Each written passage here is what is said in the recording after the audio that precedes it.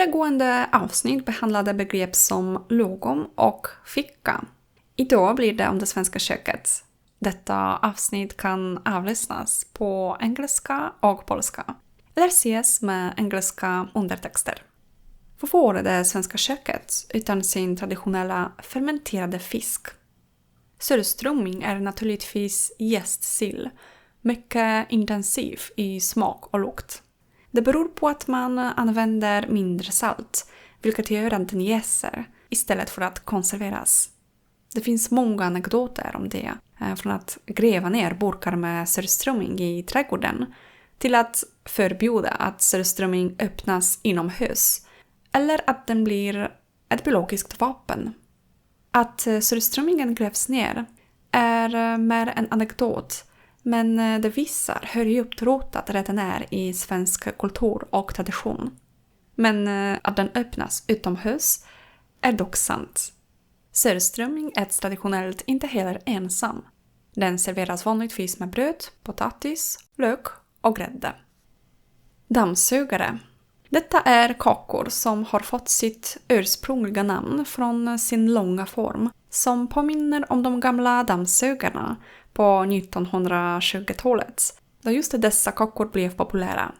Dammsugare består av en blandning av smulade bakverk, marsipan, kex och smör, ofta smaksatt med punschlikör, därför alternativa namnet punschrulle. De lindas sedan i en tunt lager grundmarsipan och doppas i choklad. Förutom marsipan med choklad är lakrits, eller mer precis lakritsgodis, en av de mest populära smakerna i Sverige. Den örtiga, lite apoteksliknande smaken och doften kombineras i sött, salt och det finns också lakritsgodis med fyllning eller choklad. En traditionell rätt i det svenska köket är utan tvekan köttbullar. Svenska köttbullar serveras ofta med potatis eller puré, sås, lingonsylt och saltgurka. När jag var i Stockholm såg jag den här rätten på nästan alla restauranger. Så om du vill prova den behöver du inte oroa dig för att den inte kommer att finnas någonstans. Köttbullar har blivit internationellt populära, bland annat tack vare IKEA, som serverar dem på sina restauranger över hela världen. En annan sak är något som jag har observerat i Sverige och faktiskt i hela Skandinavien är korv eller hotdog mycket populärt. Korv är i Sverige en vanlig term för sausage, men det är också ofta en hotdog som menas. En typisk svensk hotdog är korv med bröd, som är en grillad eller kokt korv i ett bröd med pålägg som ketchup, senap, stekt lök och saltgurka. I Sverige säljs korv i stort sett överallt, från gatukök till bensinstationer. Prinsesstårta är kanske den mest kända svenska tårtan. Det finns olika varianter av originalreceptet på olika språk.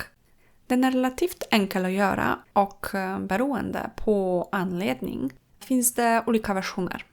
I den klassiska versionen är den täckt med grundmarsipan, precis som dammsugare. Till bröllop är den vit eller rosa, till påsk gul och till jul rött. Det sägs att prinsessorna Margareta, Märta och Astrid älskade den.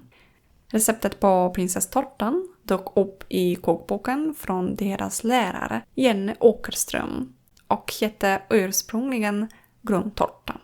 På IKEA kan du prova en miniversion av tårtan.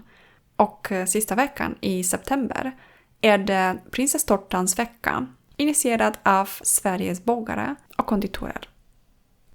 Det är dags för det berömda smörgåsbordet. Smörgåsbord är en traditionell svensk buffé. Traditionen går tillbaka till 1500-talet. Från början var det en aperitif eller förrätt, men med tiden ersatte smörgåsbordet huvudrätten och började serveras på bröllop och under större högtider. Rätterna är varierade och indelade i kategorier. När det gäller fisk dominerar sill och gravad lax i Sverige. Sen har vi kallskuret, salader, tillbehör, Varmrätter, de är ofta köttbullar eller Janssons frestelse. Det är en potatisgryta med ansjovis. Och slutligen desserter och frukt. Det finns flera oskrivna regler för en buffé. Traditionellt börjar man med fisk. Sedan går man vidare till kalla rätter. Kött, sallader och sedan till varma rätter och desserter. Här kan man se den svenska logon som jag pratade om i förra avsnittet. Alltså måttfullhetsprincipen. Man lägger på små portioner men bara för att pröva så mycket som möjligt. Utanför Sverige började ordet smörgåsbord betyda ett brett urval av rätter eller helt enkelt mångfald. Begreppet smörgåsbord har blivit synonymt med en buffé där alla har fri tillgång till maten. Det är också mittpunkten på en kväll, till exempel jul, påsk eller midsommar.